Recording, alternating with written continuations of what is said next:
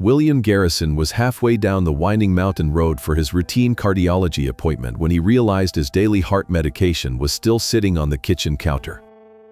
Frustrated by the rare lapse in memory, the 68-year-old retired engineer turned his truck around. As his tires crunched softly onto the gravel of his Berkshire estate, a sharp voice drifted through the cracked kitchen window. It was his son-in-law, Julian, arguing with William's daughter, Clara. "Tonight, we finish it." Julian's tone was ice-cold, completely devoid of the charming warmth he usually wore like a mask. William stepped closer to the stone wall, holding his breath as the autumn wind bit through his coat. What he heard next made his stomach plummet and the solid earth feel dangerously unsteady beneath his boots. They were casually calculating the exact cost of a corrupt psychiatric evaluation and the liquidation value of his entire life's work. In that chilling moment, William understood he could never simply walk through his own front door again.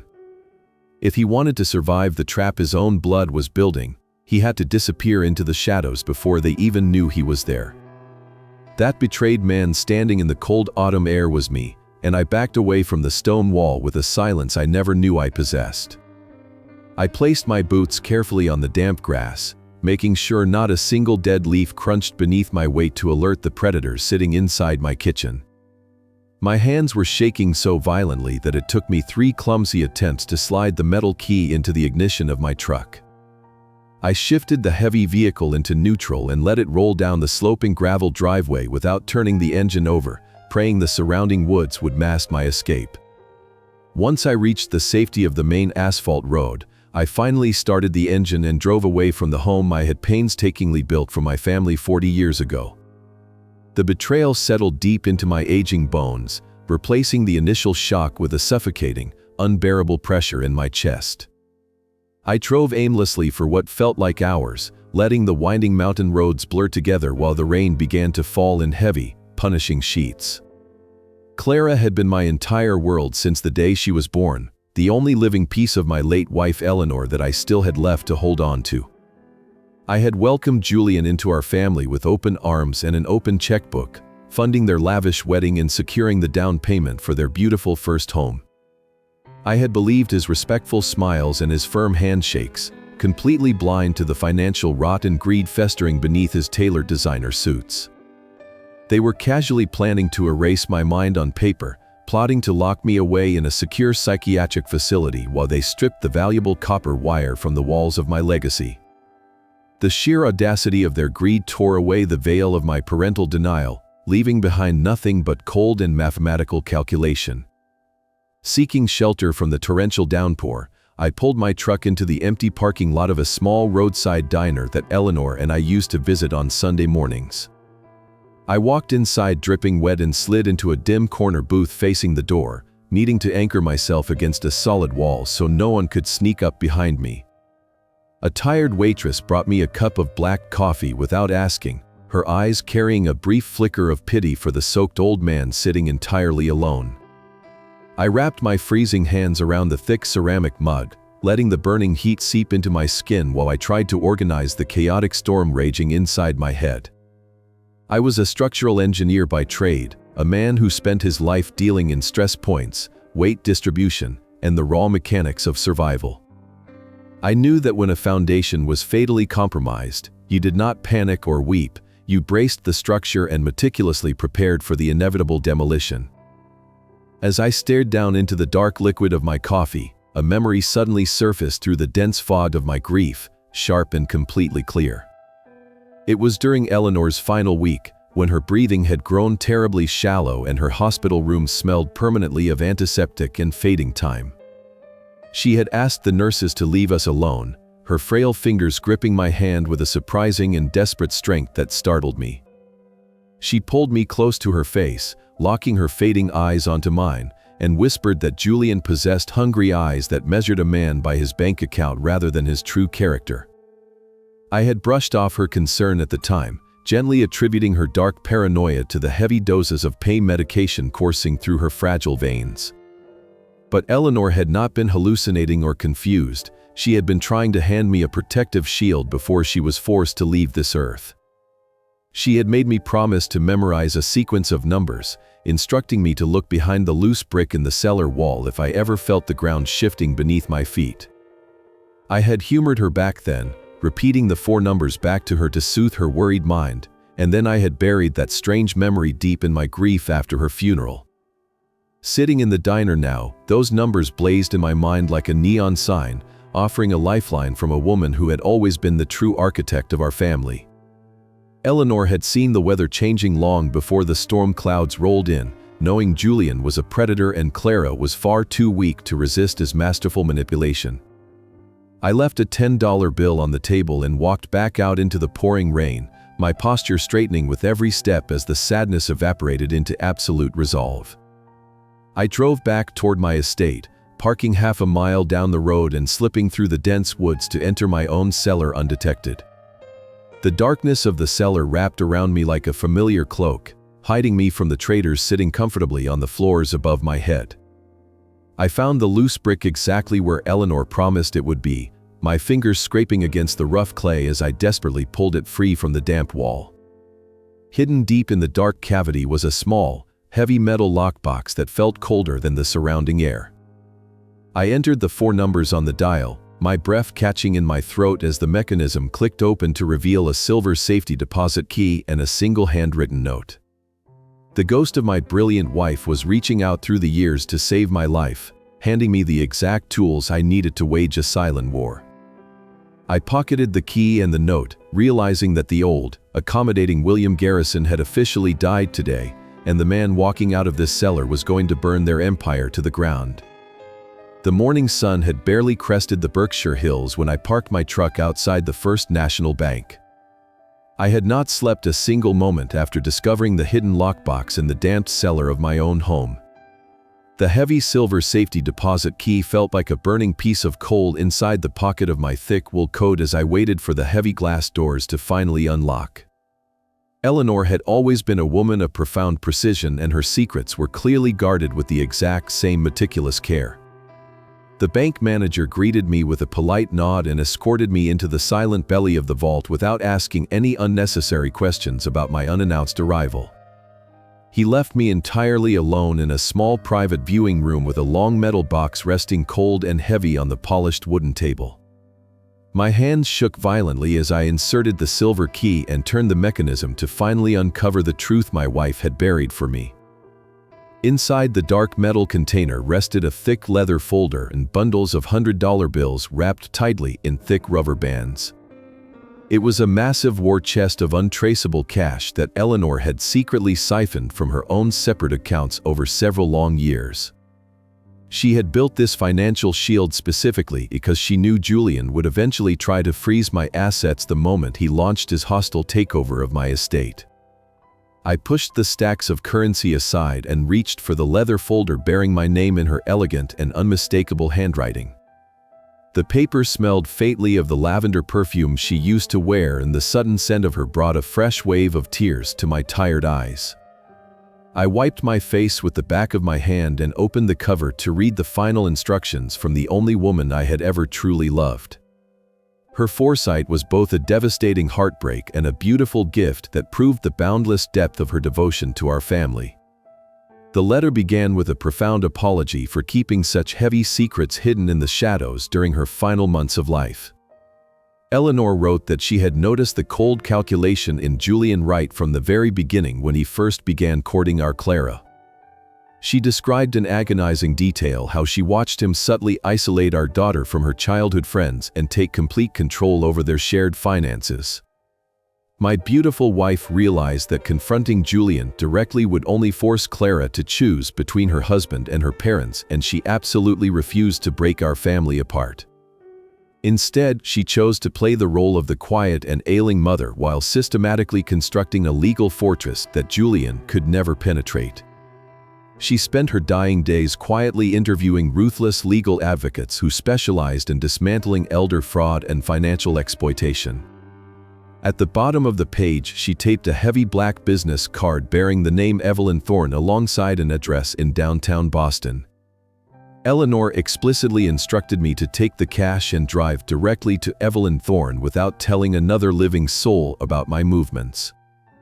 The letter warned me that Julian would soon attempt to declare me mentally incompetent to seize the estate and liquidate my entire life of hard work. She wrote that I needed to smile at him and play the part of a failing old man while Evelyn armed the legal traps behind the scenes. Her final sentence commanded me to be ruthless because the man attempting to steal our legacy possessed absolutely no soul or mercy. I folded the letter and placed it safely near my heart before packing the massive stacks of cash into my leather satchel. The sheer brilliance of her plan washed away the lingering despair and replaced it with a cold and impenetrable armor. I walked out of the bank with my spine perfectly straight and my mind focused entirely on the destruction of the monster who had infiltrated my family. The drive into Boston took 2 hours, but my mind was completely clear as I navigated the busy city streets toward the address on the card. Evelyn Thorne operated out of a modest brick building that offered absolutely no indication of the lethal legal power housed within its walls. She was a woman in her late 60s with silver hair and piercing eyes that seemed to evaluate the structural integrity of my soul the moment I walked into her office. I placed the leather folder and the black business card on her desk without speaking a single word. Evelyn picked up the card and offered a grim smile before telling me she had been waiting 3 long years for me to finally walk through her door. She locked her office door and poured 2 cups of black coffee as she pulled out a blank legal pad. We sat down together and began to draw the exact blueprints for Julian and his impending absolute ruin. Evelyn explained that Julian was running a classic and highly predictable exploitation playbook designed to strip vulnerable elders of their dignity and their wealth. She told me we needed to document every single time he tried to gaslight me or question my memory in front of witnesses. I would have to endure his insults with a pleasant smile and pretend to lose my train of thought while carrying a hidden digital voice recorder at all times. This performance would embolden him to accelerate his timeline and commit fatal mistakes on the official record. I nodded in agreement, knowing that the discipline required to bite my tongue was nothing compared to the pain Eleanor had suffered in silence. I handed Evelyn the bundles of cash to secure her unbribable loyalty and fund the private investigators we would need to trace his hidden debts. The silent war had officially begun, and I was going to ensure Julian lost absolutely everything he valued in this world.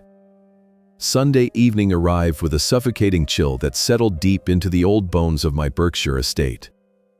I stood in the master bathroom staring at my reflection in the mirror while I carefully tucked the small digital voice recorder into the breast pocket of my thick wool sweater. Evelyn Thorne had been remarkably clear about the legal requirements for capturing audio evidence in my own home. I only needed to press the small red button the moment my daughter and her husband walked through the front door to secure the undeniable proof of their psychological warfare. My hands were perfectly steady as I smoothed the fabric over the hidden device and practiced the vacant smile of a man who was slowly losing his grip on reality. I walked downstairs to the kitchen and waited for the sound of Julian pulling his expensive luxury vehicle into my gravel driveway. The trap was fully armed and I was more than ready to play the pathetic role they had written for me. The heavy oak front door swung open without a knock exactly 10 minutes past 6 o'clock. Clara walked in first carrying a store-bought pie while Julian trailed behind her with an air of profound boredom that he barely bothered to conceal. I greeted them both with open arms and offered to take their coats to the hall closet like a proper host. Julian handed me his expensive jacket with a tight smile and immediately asked if I had remembered to pay the winter heating bill he had mentioned 3 days ago.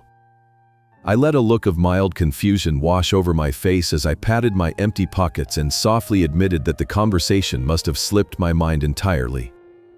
Julian exchanged a quick and knowing glance with my daughter before loudly sighing and stating that they would just have to manage my finances before I accidentally bankrupt the entire family. I swallowed the burning urge to throw him out into the freezing autumn night and simply smiled while leading them toward the dining room table. The roasted chicken and winter vegetables I had prepared sat steaming on the polished dining table that Eleanor had purchased 30 years ago. We ate the first few bites in a tense silence broken only by the clinking of silverware against the fine porcelain plates. When I briefly excused myself to fetch a pitcher of ice water from the kitchen, I left my brass truck keys resting right next to my napkin.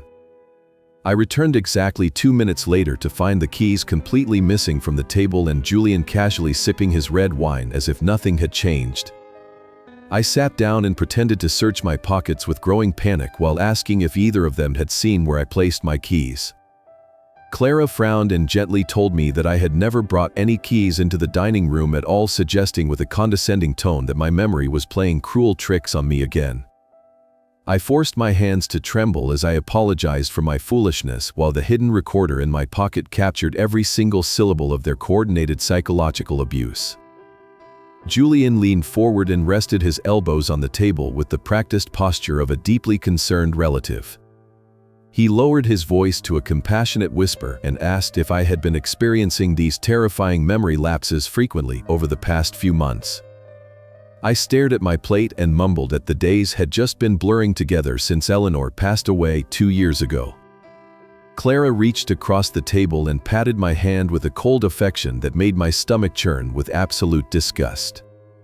She softly explained that they were only worried about my safety because an old man living alone in a massive house was bound to hurt himself eventually. Julian quickly added that they had been looking into some wonderful assisted living communities where I would be constantly monitored by trained medical professionals. I nodded meekly and thanked them for their boundless generosity while secretly cataloging the exact moment they officially introduced the concept of supervised confinement. After the meal concluded, I retreated to the living room armchair and pretended to fall into a deep and exhausting sleep. I let my head loll to the side and deepened my breathing into a slow and rhythmic snore while keeping my ears entirely focused on the kitchen. Clara and Julian began clearing the dishes and loading the dishwasher with careless haste that rattled the expensive porcelain. Julian whispered to my daughter that I was deteriorating much faster than he had originally anticipated and a timeline for the psychiatric evaluation needed to be accelerated. Clara responded with a hesitant murmur expressing a tiny fraction of guilt before Julian sharply reminded her of the millions of dollars waiting in my investment accounts. He coldly calculated that they could have the guardianship paperwork finalized by the end of November if the paid doctor played his part correctly. My heart turned to pure ice as my own daughter softly agreed to strip away my freedom for a down payment on a summer home. The treacherous couple finally gathered their coats and prepared to leave my home shortly before 9 o'clock. I performed the routine of a startled old man waking up confused and disoriented as they loudly announced their departure from the front hallway. Clara kissed my cheek and told me to rest my fragile mind, while Julian offered a firm handshake that felt like a venomous snake coiling around my fingers. I stood in the open doorway and waved goodbye as their luxury vehicle crunched down the gravel path and disappeared into the pitch-black night. Once the red tail lights vanished completely from sight, I locked the heavy deadbolt and walked straight into my private study. I pulled the digital recorder from my pocket and pressed the stop button with a profound sense of grim satisfaction. The audio evidence was pristine and terrifying, providing Evelyn Thorne with the exact legal ammunition she needed to begin tightening the noose around their greedy necks. I sat down at my heavy mahogany desk and connected the small device to my encrypted computer to create 3 separate backup files. Eleanor had been entirely correct about the terrifying depth of their absolute moral bankruptcy and their willingness to betray their own blood. The cruel manipulation they had subjected me to tonight was a textbook maneuver designed to shatter my confidence and legally bind my hands. They truly believed I was a broken and isolated widower who would quietly surrender my entire estate without fighting back. I stared at the digital audio waves pulsing across my computer screen and felt a cold smile slowly stretch across my aging face.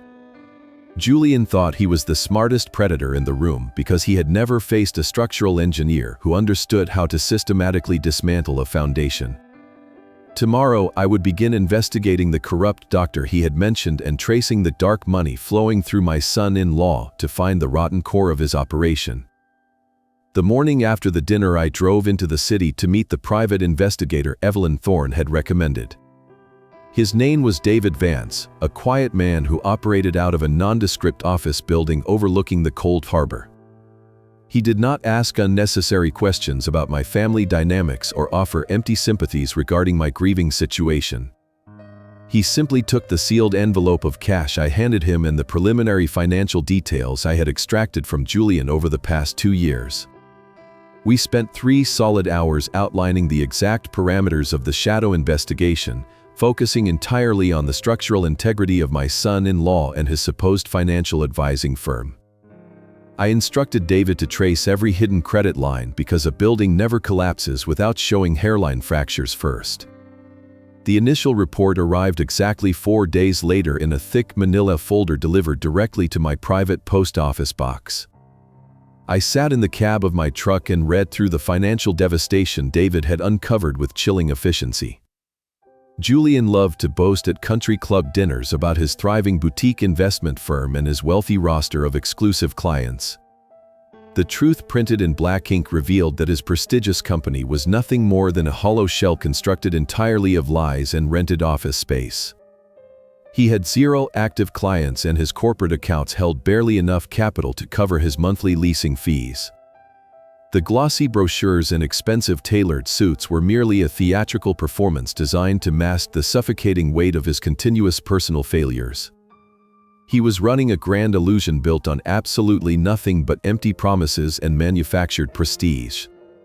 Turning the pages of the report felt like peeling away the rotting drywall of a condemned building to expose the termite-infested wood hiding beneath the surface. Julian was drowning in a sea of staggering personal debts that spanned across multiple secret bank accounts and hidden offshore credit lines. He owed hundreds of thousands of dollars to private lenders and gambling syndicates who were rapidly losing their patience with his endless excuses. The aggressive foreclosure notices on his personal properties had been temporarily stalled, but the final deadlines were looming just a few short weeks away. He was a desperate man backed into a dark corner with no legitimate way to save himself from total financial annihilation. My estate was not just a convenient target for him to acquire new wealth, it was his absolute last lifeline to avoid complete ruin and potential prison time. The final section of the investigator file illuminated the exact mechanics of the trap Julian was building to lock me away permanently. David had managed to trace a very specific and highly guarded wire transfer originating from one of Julian and his deeply overdrawn accounts. The money landed directly in the personal account of a local geriatric psychiatrist named Dr. Aris, who possessed a pristine public reputation. However, the private investigator uncovered a dark history of this doctor rubber-stamping questionable medical evaluations for wealthy and desperate clients. The wire transfer was for exactly $20,000 and the transaction note was legally labeled as a non-refundable medical retainer. They had officially purchased my dementia diagnosis with money stolen from my own daughter and her joint savings accounts.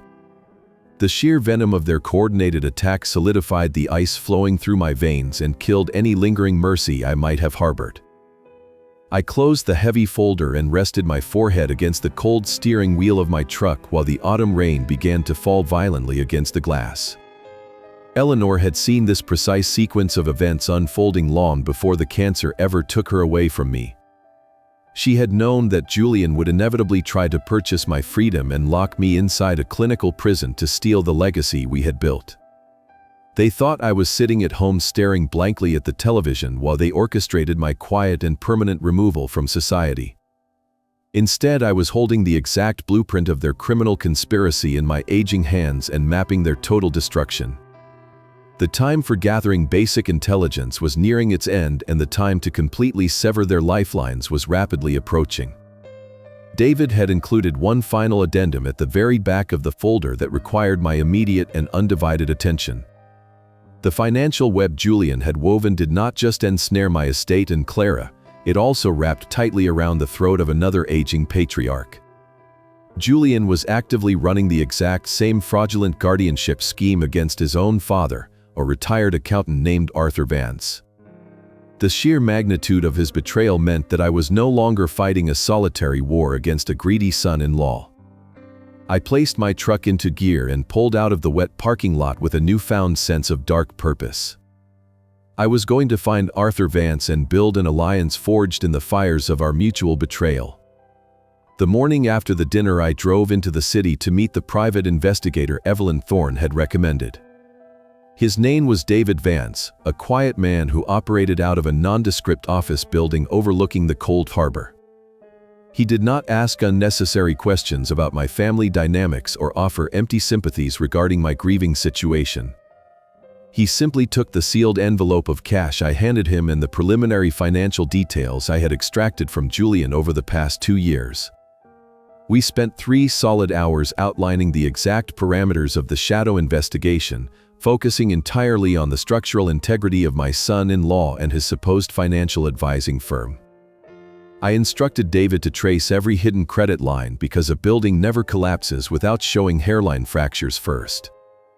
The initial report arrived exactly 4 days later in a thick manila folder delivered directly to my private post office box. I sat in the cab of my truck and read through the financial devastation David had uncovered with chilling efficiency. Julian loved to boast at country club dinners about his thriving boutique investment firm and his wealthy roster of exclusive clients. The truth printed in black ink revealed that his prestigious company was nothing more than a hollow shell constructed entirely of lies and rented office space. He had 0 active clients and his corporate accounts held barely enough capital to cover his monthly leasing fees. The glossy brochures and expensive tailored suits were merely a theatrical performance designed to mask the suffocating weight of his continuous personal failures. He was running a grand illusion built on absolutely nothing but empty promises and manufactured prestige. Turning the pages of the report felt like peeling away the rotting drywall of a condemned building to expose the termite-infested wood hiding beneath the surface. Julian was drowning in a sea of staggering personal debts that spanned across multiple secret bank accounts and hidden offshore credit lines. He owed hundreds of thousands of dollars to private lenders and gambling syndicates who were rapidly losing their patience with his endless excuses. The aggressive foreclosure notices on his personal properties had been temporarily stalled, but the final deadlines were looming just a few short weeks away. He was a desperate man backed into a dark corner with no legitimate way to save himself from total financial annihilation. My estate was not just a convenient target for him to acquire new wealth, it was his absolute last lifeline to avoid complete ruin and potential prison time. The final section of the investigator file illuminated the exact mechanics of the trap Julian was building to lock me away permanently. David had managed to trace a very specific and highly guarded wire transfer originating from one of Julian and his deeply overdrawn accounts. The money landed directly in the personal account of a local geriatric psychiatrist named Dr. Aris, who possessed a pristine public reputation. However, the private investigator uncovered a dark history of this doctor rubber-stamping questionable medical evaluations for wealthy and desperate clients. The wire transfer was for exactly $20,000 and the transaction note was legally labeled as a non-refundable medical retainer. They had officially purchased my dementia diagnosis with money stolen from my own daughter and her joint savings accounts. The sheer venom of their coordinated attack solidified the ice flowing through my veins and killed any lingering mercy I might have harbored. I closed the heavy folder and rested my forehead against the cold steering wheel of my truck while the autumn rain began to fall violently against the glass. Eleanor had seen this precise sequence of events unfolding long before the cancer ever took her away from me. She had known that Julian would inevitably try to purchase my freedom and lock me inside a clinical prison to steal the legacy we had built. They thought I was sitting at home staring blankly at the television while they orchestrated my quiet and permanent removal from society. Instead, I was holding the exact blueprint of their criminal conspiracy in my aging hands and mapping their total destruction. David had included one final addendum at the very back of the folder that revealed Julian was actively running the exact same fraudulent guardianship scheme against his own father. I placed my truck into gear and pulled out of the wet parking lot with a newfound sense of dark purpose to find Arthur and build an unbreakable alliance. The address provided by the private investigator led me to a bleak industrial suburb on the outer edge of Boston. Julian had warehoused his own flesh and blood in a decaying facility called Shady Pines Convalescent Center while he drove imported sports cars and drank vintage wine. Walking through the stark linoleum corridors reeked of cheap antiseptic and profound human abandonment. The receptionist barely glanced at my face when I requested to see Arthur Vance and simply pointed me toward a cramped recreation room at the end of the hall. My stomach twisted into a cold knot as I observed the hollow expressions of the forgotten elderly residents slumped in their faded vinyl chairs. It was a terrifying glimpse into the exact future my daughter and her husband were actively purchasing for me. Arthur Vance was sitting alone by a streaked window with a worn chessboard resting on a small folding table. He was a distinguished man with sharp gray eyes that still retained a fierce intelligence despite the frailty of his aging frame. I approached his table quietly and introduced myself as William Garrison before pulling up a plastic chair to sit directly across from him. He studied my face for a long moment and let out a dry and bitter chuckle that held absolutely no humor. Arthur softly admitted that he had been waiting for the day when Julian finally set his greedy sights on my massive estate. He knew exactly who I was, and he knew precisely what his monstrous son was trying to accomplish. The retired accountant leaned forward and spoke in hushed tones about the methodical destruction of his own independent life. Julian had executed the exact same playbook 3 years ago by isolating his father from old friends and slowly taking control of his banking passwords under the guise of familial assistance.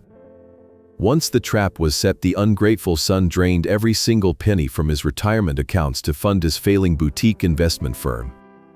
When Arthur finally realized the staggering depth of the theft and threatened to contact the authorities, Julian secured a fraudulent medical evaluation to strip away his legal autonomy. The poor man was forcibly relocated to this miserable facility while the son liquidated his beloved family home to pay off massive gambling debts. I pulled the thick manila folder from my leather satchel and slid it across the chessboard so Arthur could see the latest intelligence. His weathered hands trembled slightly as he read through the undeniable proof of the $20,000 bribe paid to the corrupt psychiatrist. Arthur closed his eyes and whispered a heavy apology for the suffering his son had brought to my doorstep. I placed my hand firmly over his and promised him that apologies were entirely unnecessary because we were going to dismantle his empire together. The old accountant opened his eyes and a dangerous spark of pure retribution ignited in his gaze.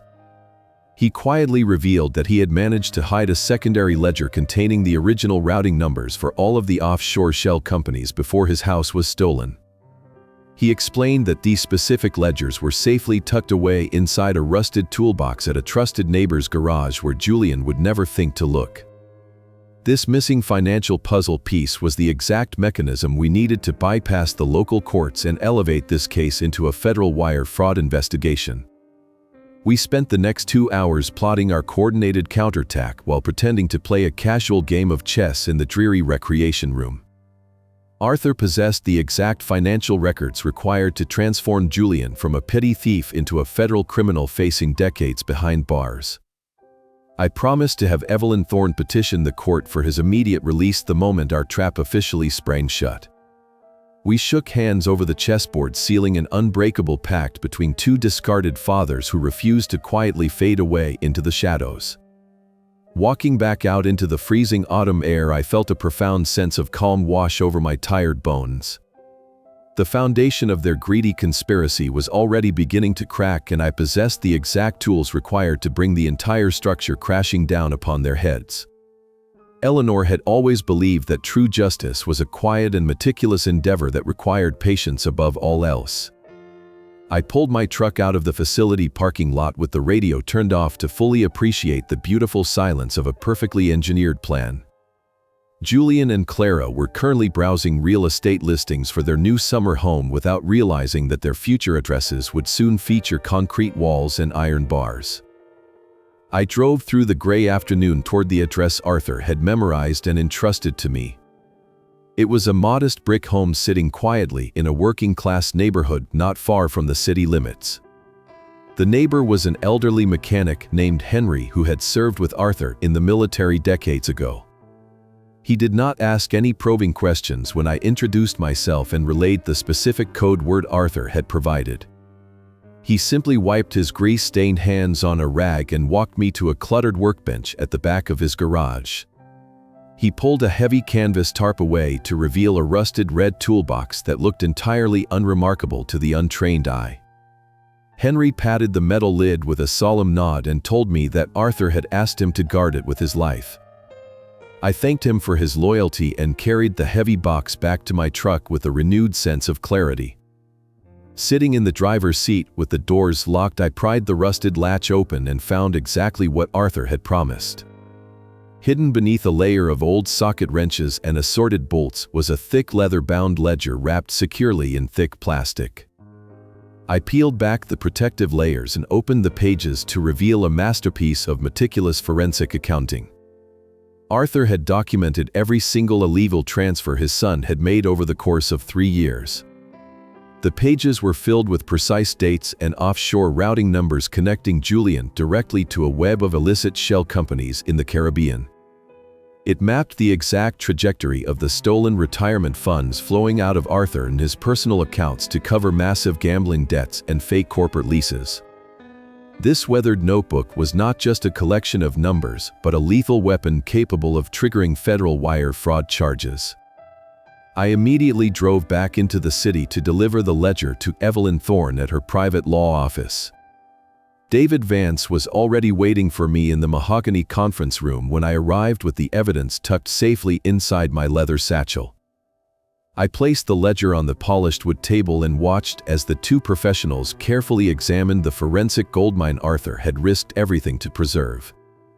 Evelyn adjusted her reading glasses and traced the routing numbers with her index finger while a cold and triumphant smile slowly formed on her face.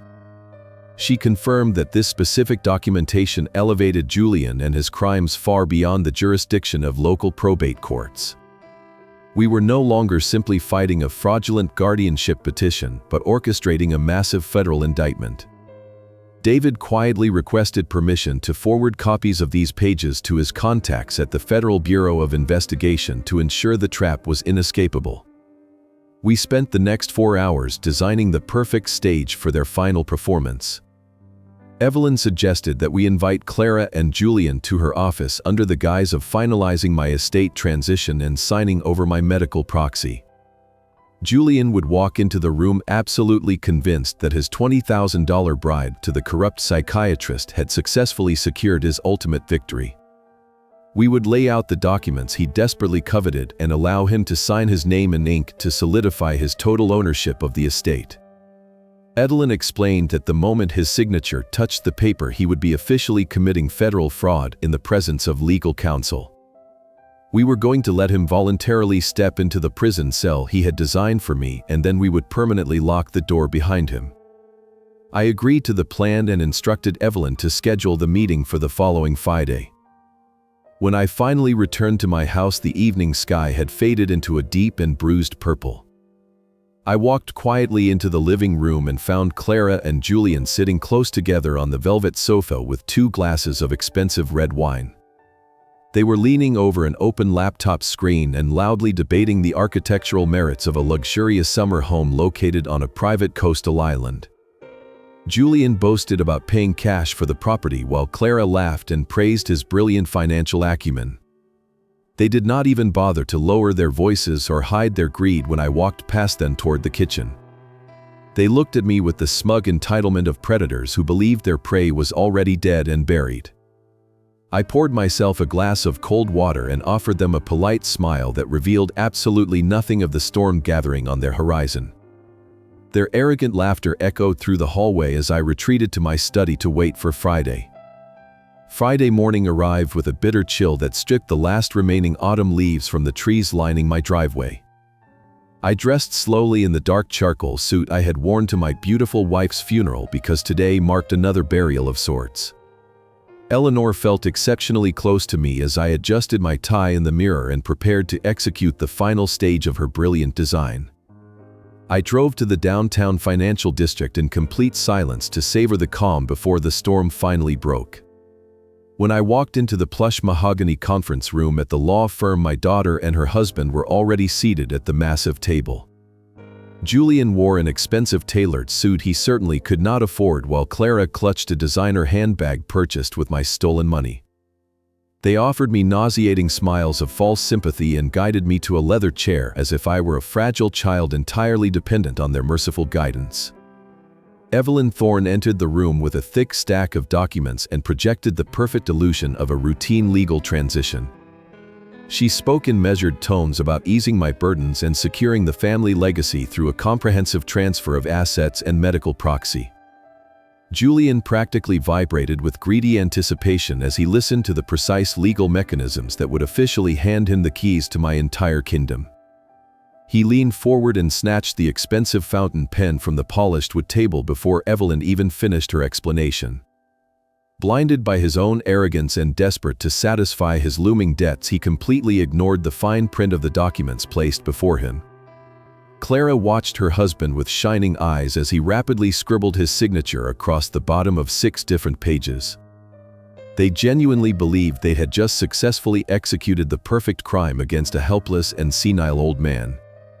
The exact second the ink dried on the final signature line, the atmosphere inside the grand conference room shifted into something terrifyingly cold.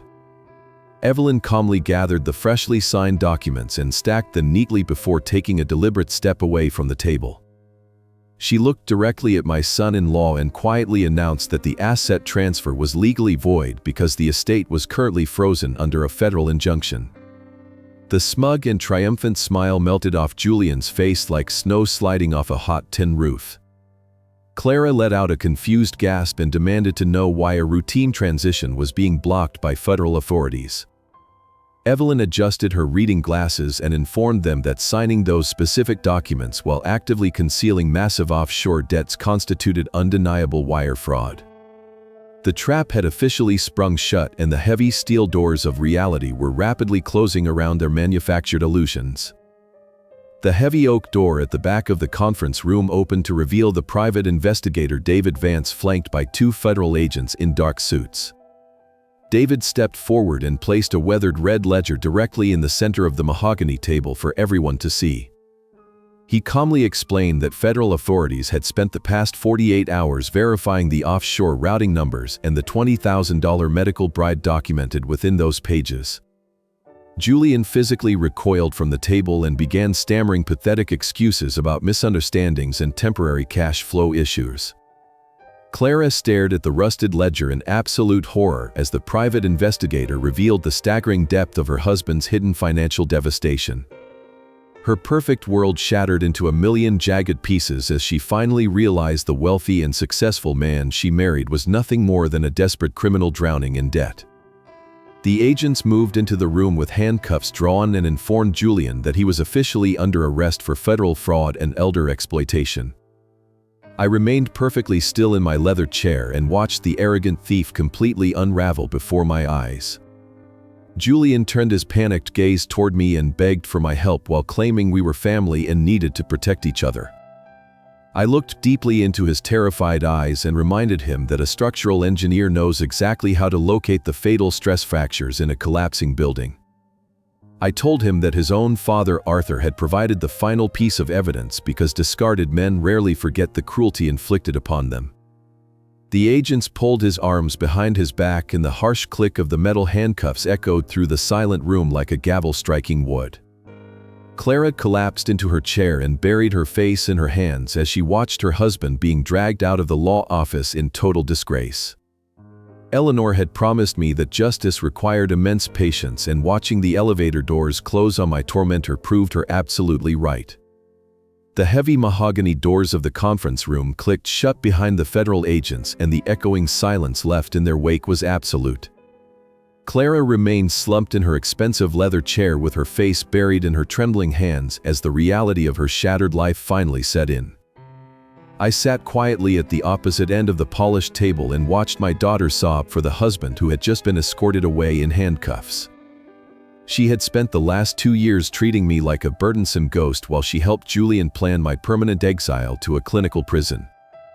Now the grand illusion they had constructed together was completely demolished and she was left entirely alone to face the devastating consequences of their shared greed. Evelyn Thorne organized her remaining legal documents with practiced efficiency and waited patiently for the hysterical weeping to subside before delivering the final blow. There was absolutely no trace of sympathy in the eyes of my formidable lawyer as she prepared to execute the final directives of my late wife. Clara eventually raised her head and wiped the ruined makeup from her tear-stained cheeks before turning her desperate gaze toward me. She immediately began spinning a pathetic web of lies by claiming she had absolutely no knowledge of the offshore accounts or the bribes Julian had paid to the corrupt psychiatrist. My daughter reached across the massive table and begged me to use my wealth to secure a defense attorney for her husband while insisting that we needed to protect our family from public disgrace. I looked at the young woman I had raised and felt a profound sorrow for the moral bankruptcy that had entirely consumed her soul. I reminded Clara in a perfectly steady voice that she had actively participated in every cruel insult and eagerly browsed real estate listings funded by my stolen legacy just 24 hours prior. I told her that forgiveness was a gift reserved for those who demonstrated genuine remorse rather than those who simply regretted getting caught. Evelyn stepped forward and slid a thick stack of finalized legal paperwork across the table directly into Clara and her line of sight. The formidable attorney calmly explained that Eleanor had anticipated this exact betrayal long before the cancer took her away from us. My late wife had meticulously constructed a shadow trust containing a strict protective clause that automatically revoked any and all inheritance if I was ever subjected to financial or psychological abuse. Evelyn pointed a manicured finger at the documents and informed my daughter that Julian and his fraudulent guardianship petition officially triggered this irrevocable clause the moment it was filed.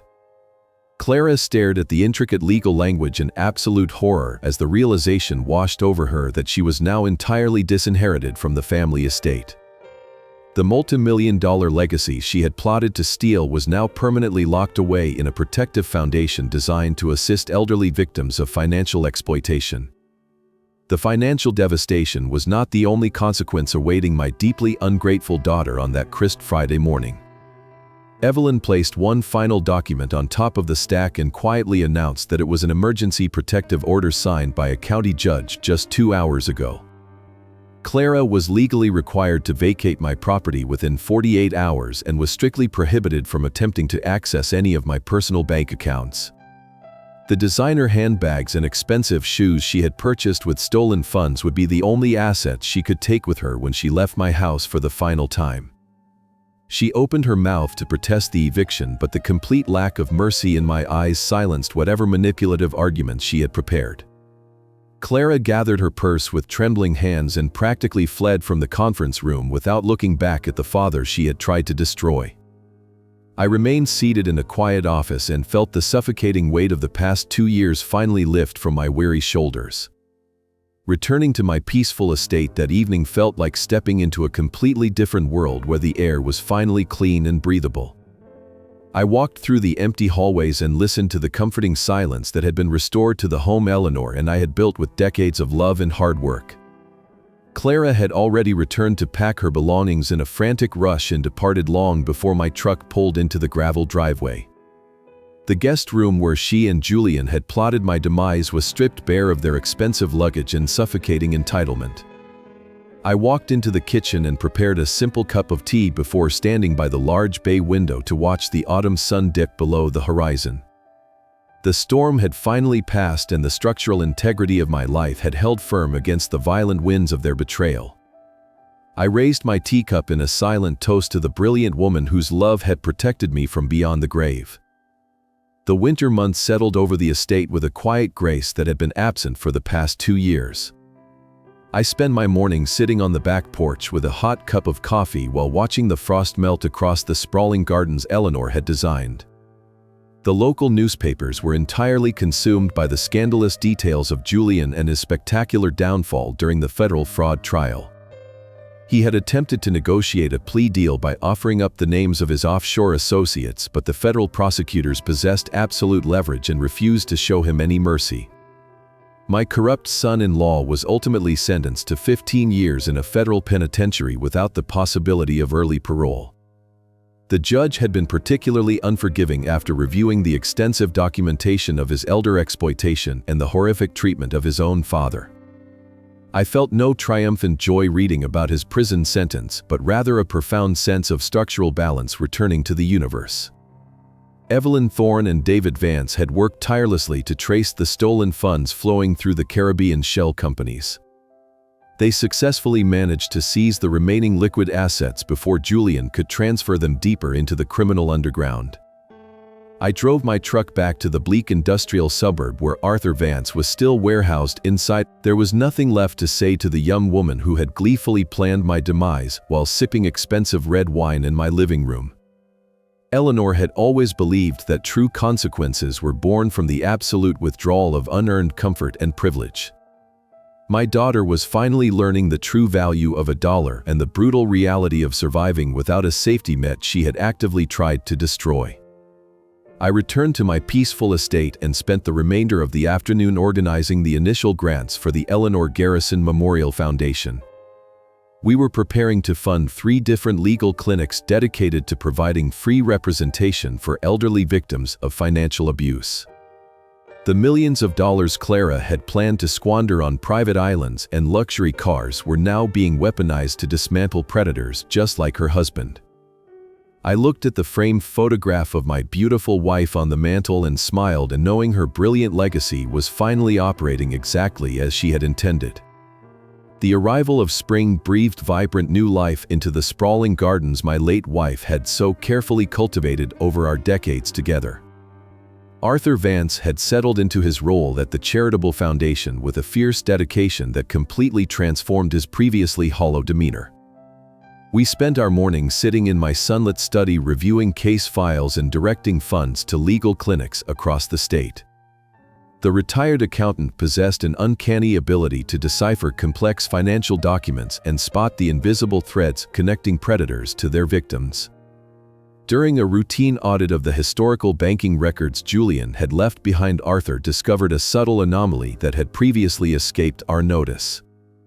He placed a stack of highlighted bank statements on my heavy oak desk and quietly explained that my corrupt son-in-law could not have bypassed the initial security protocols without inside assistance.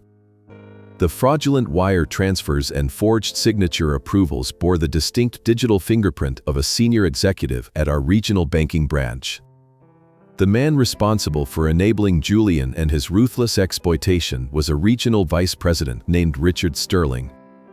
He was a highly respected figure in the local financial community who regularly attended charity galas and hosted opulent dinners for wealthy investors. Arthur meticulously traced the digital breadcrumbs and uncovered a series of quiet kickbacks deposited into an offshore account controlled by the corrupt banker. Sterling had deliberately disabled the automatic fraud alerts on my personal accounts and actively authorized the initial release of funds that Julian had used to secure his fake corporate leases. He had traded his professional integrity for a fraction of my stolen wealth while blindly assuming that a grieving widower would never notice the missing assets.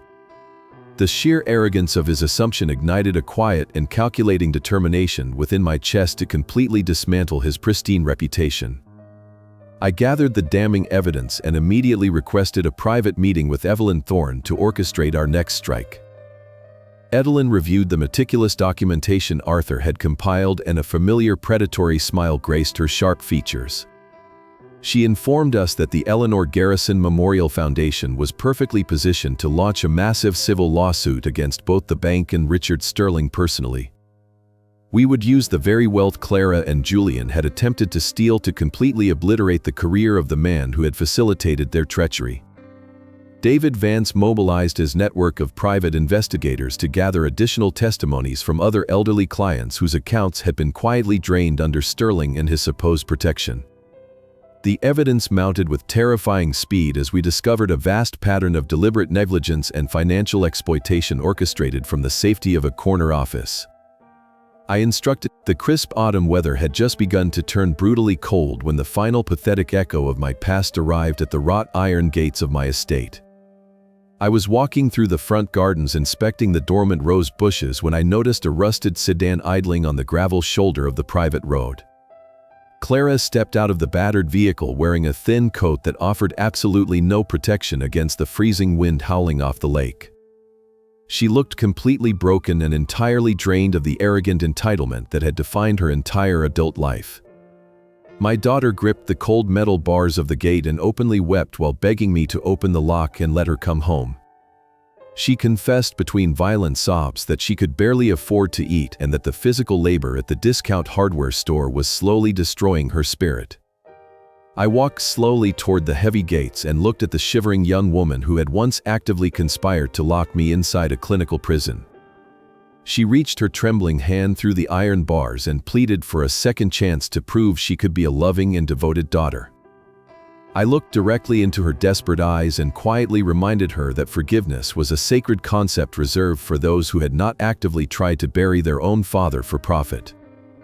I told Clara that the rusted car and the freezing wind were the exact dividends of the cruel investments she had made alongside her criminal husband. I turned my back on her hysterical sobbing and walked up the long gravel driveway toward the undeniable warmth of my reclaimed sanctuary. There was absolutely no anger left in my weary heart, but there was also no room for a traitor within the walls Eleanor had built. The $20 million settlement from the corrupt financial institution completely transformed the operational capacity of our charitable foundation overnight. We were no longer just a small legal clinic operating out of my converted study, but a formidable statewide agency dedicated entirely to protecting vulnerable citizens. Arthur Vance utilized his brilliant accounting background to train a newly hired team of forensic auditors who scoured public records for subtle signs of elder exploitation. Evelyn Thorne expanded her legal division by hiring 5 aggressive young litigators who were deeply passionate about bringing arrogant predators to justice. The sprawling estate Eleanor and I had built together was now buzzing with the righteous energy of people working to dismantle the very greed that had almost destroyed my life. I spent my days coordinating with state prosecutors and sharing the meticulous documentation methods my late wife had so perfectly designed. Our first major public victory beyond my own personal retribution occurred in early April when Arthur uncovered a massive embezzlement ring operating inside a luxury retirement community. A group of administrators had been quietly draining the trust funds of residents suffering from severe cognitive decline while actively isolating them from their distant families.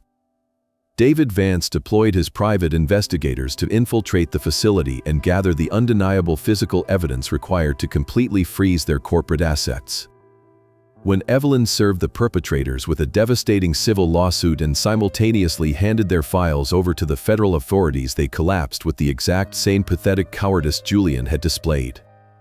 Watching another group of heartless predators being led away in handcuffs brought a profound sense of closure to the lingering trauma I had carried for 2 grueling years. We successfully managed to restore the stolen life savings of 12 different families before the end of the month. The shared trauma of our respective betrayals forged an unbreakable brotherhood between Arthur and myself as the vibrant spring weather washed over the peaceful estate. We spent our quiet evenings sitting on the back patio with glasses of iced tea while watching the sun dip below the horizon and discussing the countless lives the foundation was changing. The frail and defeated man I had rescued from that miserable convalescent center was now completely gone and replaced by a fierce protector of the innocent. Arthur often spoke about his imprisoned son with a quiet sorrow, but he had finally accepted that Julian was a monster created by his own innate greed rather than any failure of parenting. We found extraordinary comfort in the realization that our final years would be defined by the noble legacy of saving others rather than the pathetic tragedy of being victimized. Our quiet solidarity was a living testament to the immutable fact that genuine family is built upon mutual respect rather than the simple coincidence of shared blood. The local community that had once whispered false rumors about my declining mental state now treated me with a profound and humbling reverence. I received countless handwritten letters from strangers across the state thanking me for exposing the vulnerabilities in the legal system and fighting back against ungrateful heirs. I carefully placed every single letter inside the heavy mahogany box where I kept the final written instructions Eleanor had left for me on her deathbed. Walking through the quiet hallways of my reclaimed sanctuary, I could feel the gentle presence of my beautiful wife resonating in every corner of the home she had fought so fiercely to protect.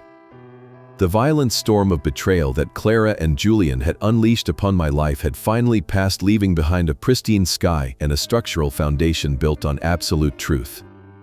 I was no longer a grieving widower hiding in the shadows, but an immovable guardian standing firmly in the glorious light.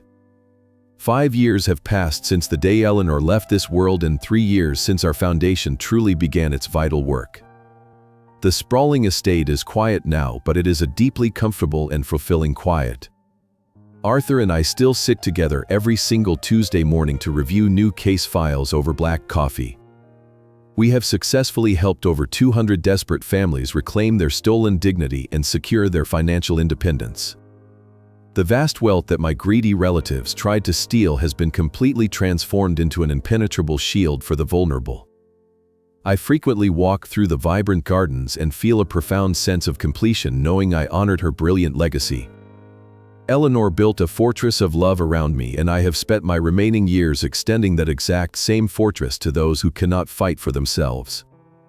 This long journey stands as a powerful testament to the immutable truth that advanced age never equals weakness and calculated silence never equals surrender. We are frequently taught from childhood that family represents an unbreakable bond of shared blood regardless of how they treat us. The reality is that true family is exclusively built upon mutual respect and an unwavering desire to protect one another. When you consistently allow your kindness to exist without strict boundaries, you actively invite predators to mistake your gentle patience for foolishness.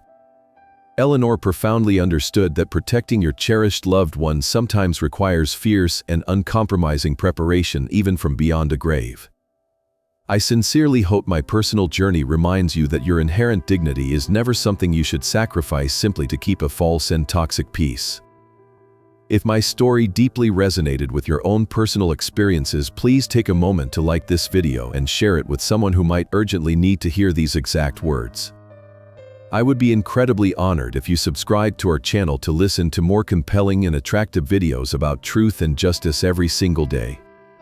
Please leave a comment below to share your honest feelings from the bottom of your heart and tell me how this narrative connects to your own real life.